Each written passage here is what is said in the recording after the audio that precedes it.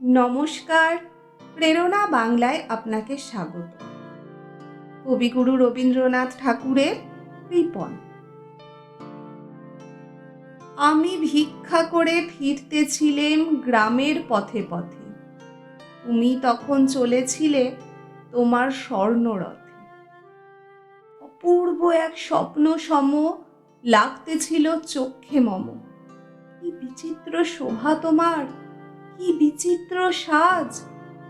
আমি মনে ভাবতেছিলেম, এ কোন মহারাজ?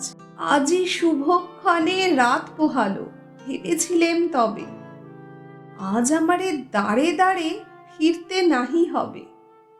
বাহির হতে নাহি হতে কাহার দেখা পেলেম পথে। চলিতে রথ ধনধান্য ছড়াবে দুই ধারে। মুঠা মুঠা কুড়িয়ে নেব, নেব ভারে ভারে। দেখি সহসা রথ থেমে গেল আমার কাছে এসে। আমার মুখ পানে চেয়ে নামলে তুমি হেসে। দেখে মুখের প্রসন্নতা জুড়িয়ে গেল সকল ব্যথা।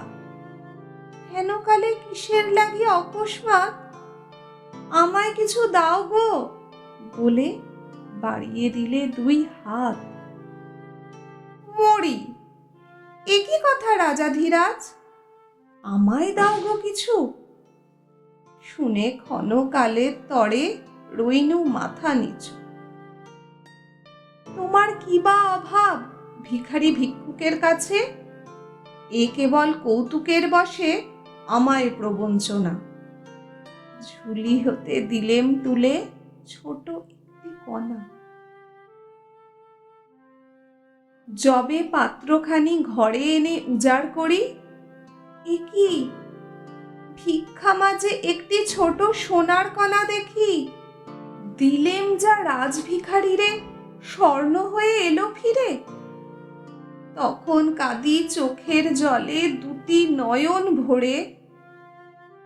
তোমায় কেন দিইনি আমার সকল শূন্য করে?